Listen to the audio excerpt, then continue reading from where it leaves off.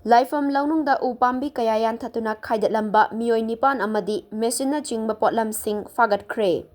Ngasimak aying asa nongju nungsagi chang manaraktriba asidagi ngakthoknaba amadi mahawsagi khal ngaktuna thamnabagi pandamda mafam kayada pak sanna u charasing tharingai chairakta Kaksing district ki khunuda laiching proposed reserve forest ki manung chanba Laipham Lounungda Kanglon kaina u Panbi kaya yalaga khaiduna leiramle hairi.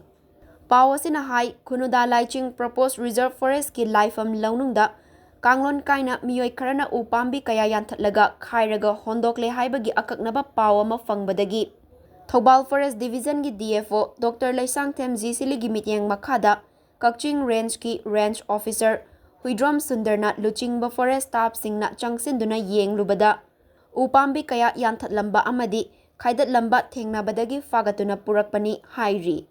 Forest staff singaduna mafamaduna lairamba u Yanduna khaibada chenaba Miwoi nipan amadi u akhaiba sing u akhaiba haptuna puthoknaba tawramba Saktiman gari loinena u khaibada sizinaramba modified tawraba tractor amasu Fagatkhre hairi. U Panbi sing Yanduna amadi Khaidatuna hondoklambagi maralda faraba Miwoi nipan adugi mathakta Indian Forest Act ki matung inna ain gi oiba thabak sing chapchana laukhatlagani hairi.